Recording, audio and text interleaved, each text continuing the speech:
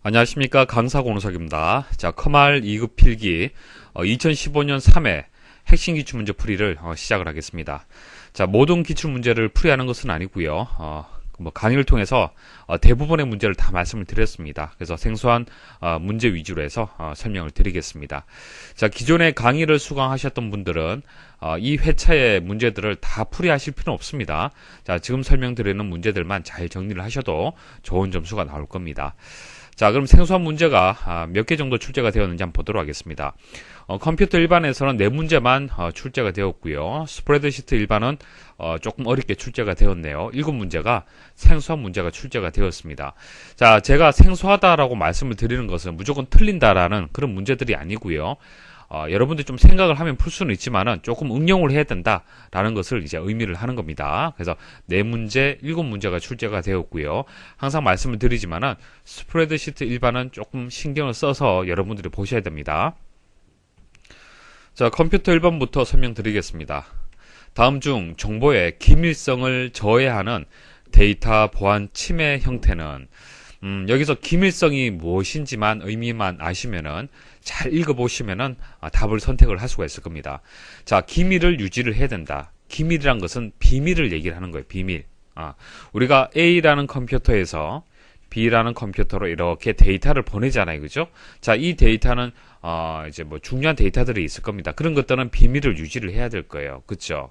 자, 이렇게 비밀을 유지를 해야 되는데 이것을 저해하는 어떤 침해 형태가 무엇이냐? 자, 그것을 찾아라. 자, 그런 문제가 되겠습니다. 자, 정답은 2번 가로채기가 정답이 되겠습니다. 가로챈다는 얘기는 중간에서 어떻게 하는 거예요? 이렇게 빼낸다는 그런 의미를 가지고 있죠. 그래서 전송한 자료가 수신지로 가는 도중에, 그러니까 이렇게 데이터가 가는데 이제 몰래 보거나 도청하는 행위예요. 그러니까 기밀성이 떨어질 수밖에 없겠죠. 저해될 수밖에 없습니다. 그래서 2번이 정답이 되고요. 1번 가로막기는요, 말 그대로 흐름을 차단하는 거예요. 자, 자료가 수신축으로 전달되는 것을 방해하는 행위, 그냥 방해하는 행위를 가로막기다라고 얘기를 하고요.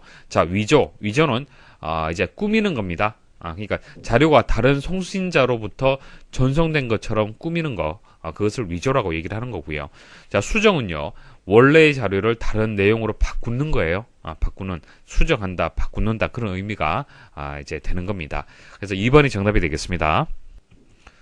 다음 중 인터넷에서 저작권에 대한 설명으로 옳지 않은 것은, 자, 이거 뭐 시험을 떠나서 여러분들이 상식적으로 좀 알고 계시면은 여러분들이 인터넷 서핑을 한다든지 어떤 그 저작물을 다루는 데 있어서 도움이 좀 되실 겁니다. 한번 보도록 하죠. 자, 1번 다른 사람의 초상 사진을 사용하기 위해서는 사진 작가와 본인의 승낙을 동시에 받아야 하는 것이 원칙이다. 자, 사진 작가하고 본인, 만일 연예인이다. 그럼 A라는 사람이 있으면 그 사람하고요. 자, 이것을 찍은 사진 작가가 있겠죠. 그 두 사람한테 승낙을 받아야 돼요. 그래야만 쓸 수가 있습니다. 자, 2번 사람의 이름이나 단체의 명칭 또는 저작물의 제호 등은 사상 또는 감정의 창작적 표현이라고 볼 수 없기 때문에 저작물이 되지 않는다. 자, 기본적으로 저작권이라는 것은요, 어떤 그 창작성을 가지고 있어야 됩니다.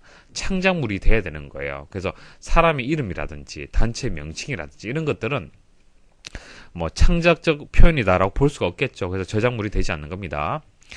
자, 그래서 뭐 1번하고 2번은요, 이 내용이 어디 있냐면은 2005년도에 문화관광부에서, 그러니까 현재는 문화체육관광부가 되겠습니다. 자, 네티즌이 알아야 할 저작권 상식이라고 해서 발행을 했어요. 자, 그 내용이 포함이 되어 있습니다. 자, 3번 국가 또는 지방자치단체의 홈페이지에 게시된 고시, 공고, 훈령 등은 저작권법의 보호를 받는다. 자, 이거 반대입니다. 받지 않습니다. 그러니까 이런 내용들은 조금 전 말씀드렸다시피 창작물이라고 볼 수가 없겠죠. 자, 이 내용이 어디 있냐면은 저작권법에 있습니다. 제 7조에 있는데요.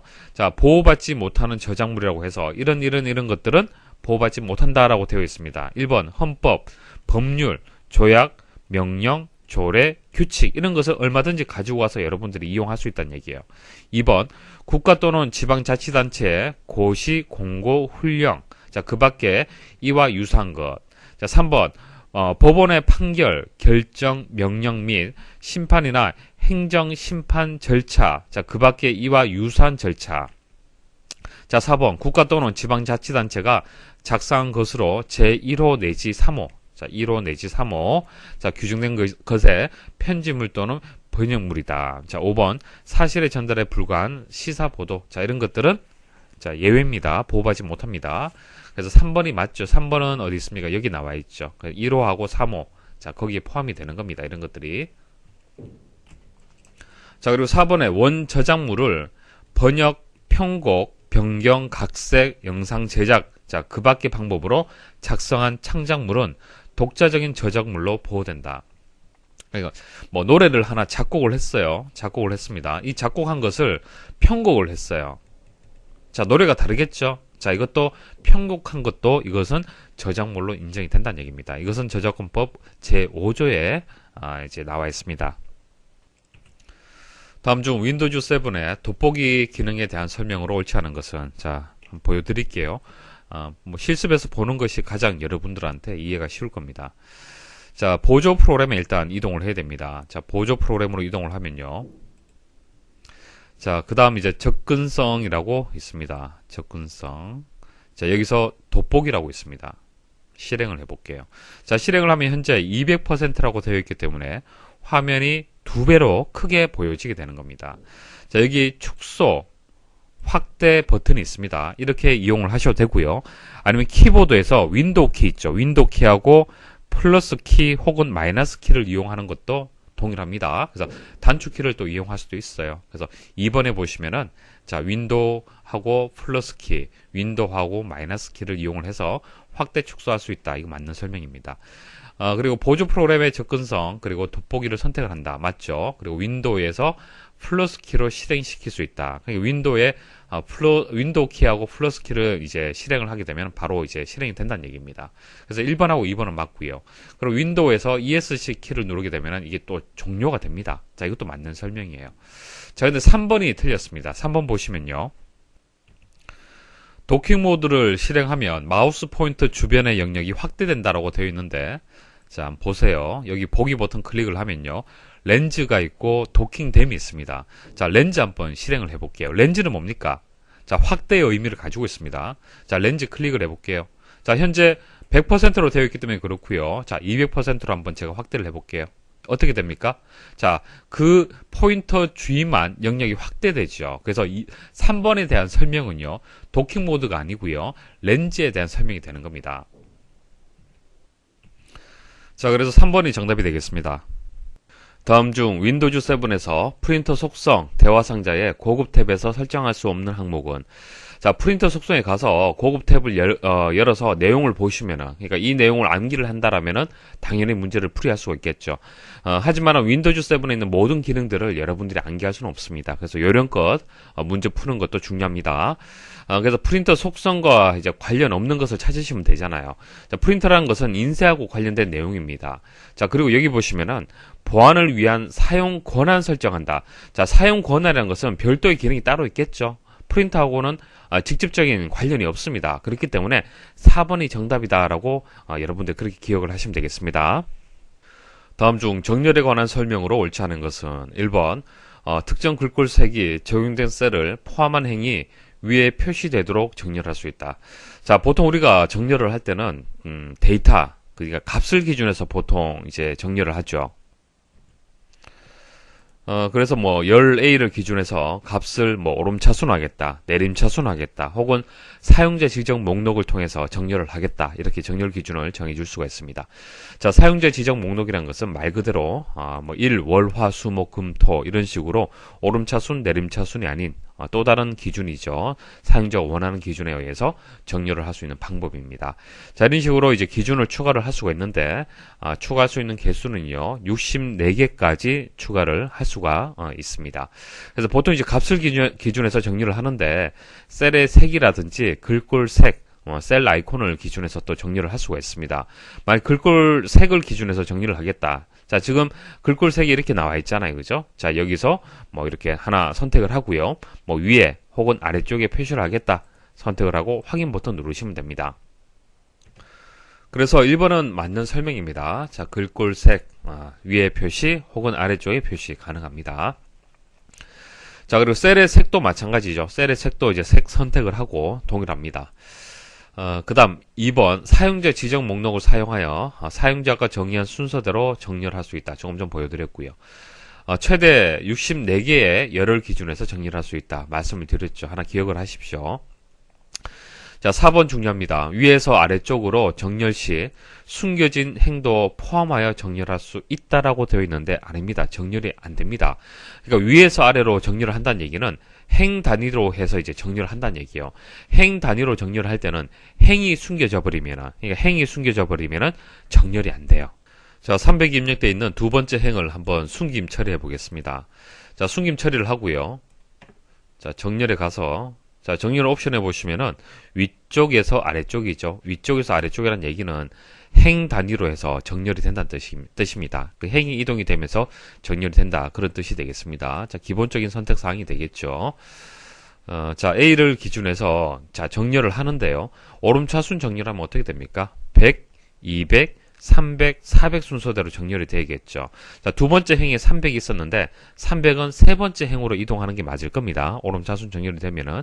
자, 되는지 한번 확인을 해 볼게요. 자, 100, 200, 300은 좀 숨김 처리가 되었기 때문에 그렇습니다. 자, 좀 전 두 번째 행이었죠.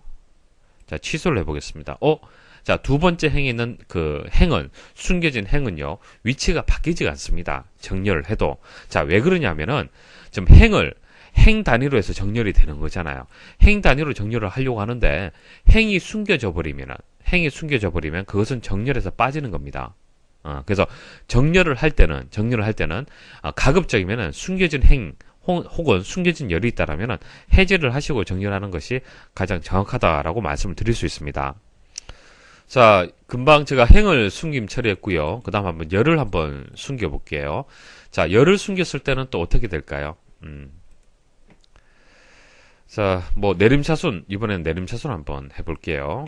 자, 확인 버튼 눌러보겠습니다. 자, 지금 나머지 이제 열들은 이렇게 정렬이 되었는데 어떻게 되었습니까? 숨김했지만은 이것도 같이 정렬이 되었네요. 제대로 정렬이 되었죠. 자, 조금 전 말씀드렸다시피 행 단위에서 정렬을 할 때 행을 숨기는 것은 문제가 되지만은 열을 숨기는 것은 상관이 없어요. 자, 반대로도 마찬가지입니다. 그러니까 행 단위가 아니고 열 단위로 정렬할 때는 어떻게 되겠습니까? 열을 숨겨버리면 또 안 되는 거예요. 그렇지만 행을 숨기는 것은 상관이 없다는 얘기입니다. 자, 이제 확실하게 이해를 하시겠죠? 자, 숨겨지는 행이라든지 열하고요, 정렬하는 어떤 기준하고의 상관관계를 꼭 기억을 하셔야 됩니다. 자, 이런 내용들은 1급에서도 출제된 적이 있었고요. 그리고 출판된 교재라든지 다른 강의에서는 잘 설명드리진 않고 지나가는 그런 내용들이 될 겁니다. 그래서 위쪽에서 아래쪽으로 보통 우리가 정렬하는 이제 행 단위로 해서 정렬되는 기준 말씀드리는 거죠. 숨겨진 행. 자, 행을 정렬할 때는 행을 숨겨버리면 정렬이 안 된다. 그렇게 기억을 하시면 됩니다. 다음 중 외부 데이터 가져오기 기능으로 가져올 수 없는 파일 형식은, 자, 외부 데이터 가져오기가 무엇인지 개념 설명 먼저 드리겠습니다. 자, 우리가 엑셀을 사용을 하는데 뭐 엑셀에서 직접 작업을 해서 엑셀 파일로 저장하는 경우는 문제가 없어요. 하지만은 다른 외부 형식을 가지고 와서 엑셀로 작업을 해야 되는 경우가 있을 겁니다. 자, 아래쪽에 보시면은 메모장에서 이렇게 작업을 했어요.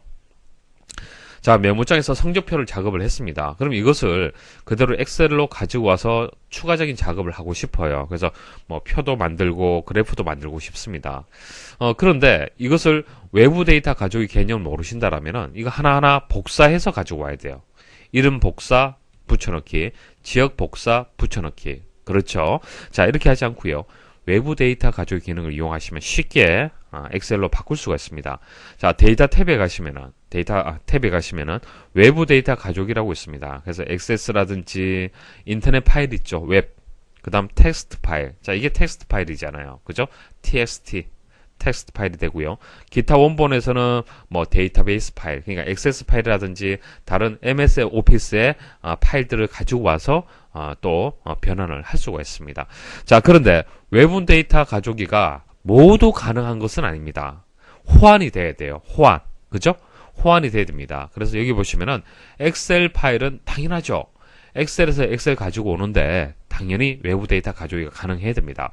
자, 그 다음 데이터베이스 파일. 자, 우리가 2급에서는 액세스를 배우지 않기 때문에 잘 모르시는데 1급에서는 액세스라는 프로그램을 배웁니다. 이게 MS 오피스에 있는 데이터베이스를 관리하는 프로그램인데요. 자, 이런 액세스 파일, 데이터베이스 파일들도 가지고 올 수 있습니다. 뭐 SQL이라든지 이런 것들을 가지고 올 수 있다라는 정도만 여러분들 아시면 되고요. 그 다음 쿼리, 뭐 이런 올랩이라는 뭐 큐브 파일이 있습니다. 뭐 그다음 웹 그리고 텍스트 이런 파일들을 가지고 올 수 있다라는 정도 아시면 돼요. 자, 보기 한번 보도록 하겠습니다. 보시면은 금방 말씀드린 것들이 다 포함이 되어 있는데 한글 파일, 아래 한글 HWP 이거 어디서 만들었습니까? 한국에서 만들었죠. 자, 이거 미국에서 만들었잖아요. 그죠? 그래서 이제 각 그 국가들의 대표적인 어플리케이션 같은 경우에는 가능할 수도 있지만은 이런 한국에서 만들어진 어플리케이션은 호환이 안 됩니다. 그래서 2번이 정답이다. 그렇게 기억을 하시면 됩니다. 다음 중 선택하여 붙여넣기 대화 상자에 대한 설명으로 옳지 않은 것은, 자, 선택하여 붙여넣기. 자, 붙여넣기는 컨트롤 V 하게 되면은 붙여넣기가 되죠. 근데 선택하여라는 것이 붙었습니다. 이것은 내가 원하는 것을 붙여넣기 하겠다라는 그런 뜻이 되겠습니다. 자, 보세요. 자, B의 두 번째 셀을 컨트롤 C 하겠습니다. 그리고 컨트롤 V 그대로 붙여넣기가 되죠. 자, 다시 컨트롤 C 그리고 여기에다가 붙여넣기를 하는데 내가 원하는 것만 붙여넣기를 하고 싶어요. 그러니까 300이라는 데이터만 붙여넣기 하고 싶습니다. 그러면 여기서 오른쪽 버튼 클릭을 해서 선택하여 붙여넣기를 선택을 하셔도 되고요. 아니면 여기 보시면은 붙여넣기 있죠. 자, 여기 클릭을 하시면은 선택하여 붙여넣기라고 있습니다. 자, 선택하여 붙여넣기에 가서 모두 하면은 모두가 붙여넣기 되는 거고요. 자, 값만 하고 싶다. 그럼 확인 누르시면은 데이터만 이렇게 붙여넣기가 되는 겁니다. 자, 개념은 아시겠죠? 보기 한번 보도록 하겠습니다. 복사한 데이터를 여러가지 옵션을 적용하여 붙여넣는 기능으로 잘라내기를 실행한 상태에서 사용할 수 없다. 선택하여 붙여넣기는요, 복사. 자, 복사를 했을 때는 선택하여 붙여넣기가 나옵니다. 자, 근데 복사가 아니고요. 잘라내기를 한번 해볼게요. 자, 잘라내기를 해버리면은 선택하여 붙여넣기가 비활성화됩니다. 그러니까 이 기능을 수행할 수 없습니다. 2번 붙여넣기에 서식을 선택한 경우 복사한 셀에 내용과 서식을 함께 붙여넣는다. 자, 서식이면 서식이죠. 내용은 아닙니다. 자, 컨트롤 C에서 자, 오른쪽 버튼 클릭을 해서 선택하여 붙여넣기해서 이제 내용은 그 내용하고 이제 서식하고 같이 되는지 한번 보십시오. 서식을 선택을 했죠. 확인 버튼 눌러볼게요. 어떻게 되었습니까? 데이터는 이제 붙여넣기가 안 됐죠. 3번 내용 있는 셀만 붙여넣기를 선택하면 복사할 영역에 빈 셀이 있는 경우 붙여넣기 영역의 값을 바꾸지 않는다. 자, 설명이 좀 어렵죠. 자, 이런 겁니다. 우리가 이제 그 컨트롤 C 이제 복사를 할 때 지금 데이터가 있는 것은 이제 A의 세 번째, A 네 번째는 데이터가 있지만은 A 다섯 번째, A 여섯 번째는 데이터가 없죠. 자, 데이터가 없지만은 컨트롤 C 하게 되면 이 부분이 그대로 복사가 되어서 여기서 컨트롤 V 하잖아요. 컨트롤 V 하면은 기존에 있는 데이터를 덮어 쓰면서 빈 셀도 같이 이렇게 붙여넣기가 되는 거예요. 컨트롤 C, 컨트롤 V 하게 되면은. 자, 그런데 그렇게 복사하는 것이 아니고요.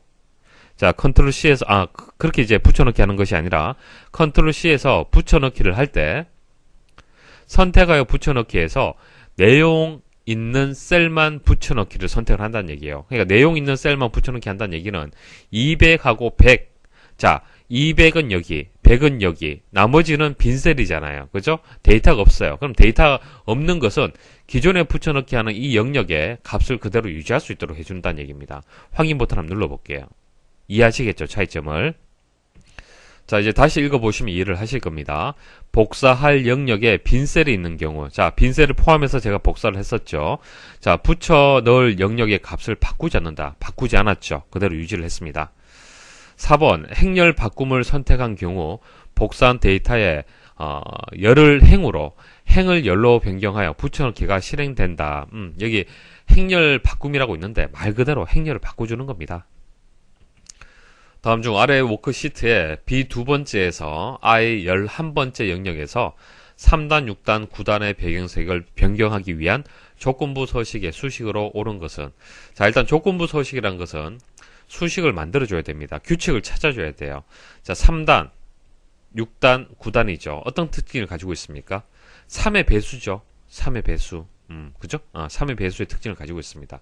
그래서 짝수냐, 홀수냐, 3의 배수냐, 뭐 이런 기준들은 보통 모두 함수를 이용하게 되면 쉽게 구할 수가 있어요. 모두 함수. 자, 모두 함수는 나머지를 구하는 함수인데 피제수하고 제수가 들어가죠. 그래서 3이 들어가고 만약 2가 들어간다라면은 3 나누기 2를 하게 되면은 목은 1이 되고 나머지는 1이 되잖아요. 그렇죠? 그래서 나머지 1을 반환해 주는 겁니다. 그래서 예를 들어서 이게 또 피제수가 2가 되고 4가 되고 그다음 제수가 2가 된다라면은 이것은 나머지가 0이 되겠죠. 만약 이게 6이 된다라면은 이것도 나머지가 또 0이 되겠죠. 8이 된다라면 또 나머지가 0이 되겠죠. 이와 같이 짝수 2로 나누어서 나머지가 0이면 그때는 짝수가 되는 겁니다. 피제수가. 자, 이렇게 해서 짝수, 홀수를 또 구분할 수가 있을 거고요. 그러면 이제 3의 배수라는 기준은 어떻게 판단하면 되겠습니까? 3으로 나누어서 나머지가 0이 되면 되겠죠. 3으로 나누어서. 그래, 제수가 3이 되고, 피제수에는 여기에 있는, 셀에 있는 값들이 될 겁니다. 가지고 와서 3으로 나누어서 이게 0이냐 판별하게 되면은 이제 조건부 서식의 수식으로 만들어지는 겁니다. 그래서 모두 함수를 이용을 해서 B의 두 번째 셀, 자, B의 두 번째 셀이라는 것은 이 범위에서 자, 아예 11번째까지잖아요. 이 영역이 이제 조건부 서식을 지정할 영역이 되는 겁니다. 거기서 첫 번째 셀이죠. B의 두 번째 셀. 자, B의 두 번째 셀이 모두 함수를 이용을 해서 3으로 나눴을 때 그때 0이 된다라면은 이제 3의 배수라고 판별을 할 수가 있겠죠. 자, 그런데 1번도 맞고 2번도 맞는 것 같은데 달러 기호가 붙은 위치가 다르죠. 제가 말씀을 드릴 때 행 단위로 해서 조건부 서식에 서식을 지정을 할 때는 어떻게 하라 그랬습니까? 행 단위가 되기 때문에 행은 이동이 돼야 되고 열은 어떻게 되는 겁니까? 열은 고정이 있죠. 그래서 달러 앞에다가 그 알파벳 앞에다가 달러 기호를 붙여라. 그러니까 열 앞에다가 달러 기호를 붙여라 그렇게 말씀을 드렸죠. 행 단위로 해서 이제 조건부 서식이 적용이 될 때는 그런데 이 문제는 뭐예요? 반대잖아요. 지금 행이 아니고 열이잖아요. 그죠? 자, 열을 기준해서 그 서식을 지정을 할 때는 반대로 행을 고정을 해줘야 돼요. 그래서 여기 이 앞에다가 달러 기호가 붙은 겁니다. 다음 중 함수 사용에 대한 설명으로 옳지 않은 것은 1번 함수 마법사는 수식 탭에 함수 라이브러리 그룹에 있는 함수 삽입 명령을 선택하거나 수식 입력줄에 있는 함수 삽입 아이콘을 클릭하여 실행한다. 자, 수식 탭에 보시면은 함수 라이브러리가 있고요. 거기 함수 삽입이라는 것이 있습니다. 자, 이 명령을 통해서 가능하고 그 다음 여기 있죠. 함수 삽입 아이콘. 자, 이거 가능하죠. 이게 수식 입력줄에 있는 함수 삽입 아이콘이 되는 겁니다. 그래서 맞는 설명이고요. 자, 2번 수식 탭에 함수 라이브러리 그룹에서 범주를 선택하고 사용하고자 하는 함수를 선택하면 함수 인수 대화 상자가 표시된다. 자, 이게 함수 인수 대화 상자가 되는데요. 자, 함수 라이브러리에서 하나 선택을 해보겠습니다. 자, AND 선택하게 되면 어떻게 됩니까? 이제 함수 마법사가 실행이 되면서 함수 인수를 입력할 수 있도록 대화 상자가 나옵니다. 3번 함수식을 직접 입력할 때에는 입력하는 함수명에 처음 몇 개의 문자와 일치하는 함수 목록을 표시하여 선택하게 하는 함수 자동 완성 기능을 이용할 수 있다. 자, 등호해서 S를 많이 입력을 하게 되면 S로 시작하는 모든 함수들이 목록에서 보여집니다. 자동으로 완성이 되죠. 중첩 함수는 함수를 다른 함수의 인수 중 하나로 사용하여 최대 3개 수준까지 함수를 중첩할 수 있다. 자, 중첩 함수란 것은 if 안에 썸이 있고 또 다른 함수 계속 이렇게 중첩되는 것을 얘기를 하는 겁니다. 자, 이거 3개 수준까지가 아니고요. 64개까지 가능합니다. 그래서 4번이 정답이 되겠습니다. 다음 중 셀 참조에 관한 설명으로 옳은 것은 1번 수식 작성 중 마우스로 셀을 클릭하면 기본적으로 해당 셀이 절대 참조로 처리된다. 자, 참조를 해보겠습니다. 자, A 첫 번째 셀을 한번 참조를 해볼게요. 어떻게 되었습니까? 상대 참조되죠. 2번 수식에 셀 참조를 입력한 후 셀 참조의 이름을 정의한 경우에는 그러니까 셀을 참조를 했어요. 그럼 조금 전처럼 A 첫 번째 셀 이렇게 되잖아요. 그죠? 그럼 이렇게 입력을 하면은 A 첫 번째 셀을 참조하게 됩니다. 자, 이렇게 이제 셀 참조를 입력을 했어요. 그 다음 셀 참조의 이름을 정의한 경우, 그러니까 A 첫 번째 셀에 이제 이름을 정의를 하는 겁니다. 그럼 A 첫 번째 셀의 이름이 이제 바뀌었다는 얘기죠. 그랬을 때는 참조 에러가 발생하므로 기존 셀 참조의 그 셀 참조를 정의된 이름으로 수정이 된다. 그러니까 이 참조를 이제 바꿔줘야 된다. 그런 뜻이 되는데 좀 설명이 좀 어렵죠. 실습을 통해서 말씀을 드리겠습니다. 자, 이런 얘기입니다. 현재 셀을 참조했잖아요. 그죠? A 첫 번째 셀을 참조를 했습니다. 근데 A 첫 번째 셀을 이름을 한번 정의를 해볼게요. 자, 값이라고 한번 정의를 해보겠습니다. 그럼 A 첫 번째 셀이 값이라고 이름이 정의가 되었기 때문에 바뀌었잖아요. 그죠? 바뀌었으면은 이게 어떻게 된다는 얘기예요. 에러가 발생한다는 뜻인데 에러 발생하지 않죠. 이것을 꼭 자, 지금 현재 정의한 이 이름으로 셀을 이제 이름 바꿔줄 필요는 없습니다. 따라서 참조 에러가 발생하지 않습니다. 자, 3번 셀 참조 앞에 워크시트 이름과 마침표를 차례로 넣어서 다른 워크시트에 있는 셀을 참조할 수 있다. 자, 마침표가 아니고요. 느낌표입니다. 자, 시트명하고 셀 사이의 구분자는 느낌표로 입력을 해줘야 됩니다. 그래서 시트 1에 있는 A 첫 번째 셀 이렇게 됩니다. 자, 4번 셀을 복사하여 붙여 넣은 다음 붙여넣기 옵션에 셀 연결 명령을 사용하여 셀 참조를 만들 수도 있다.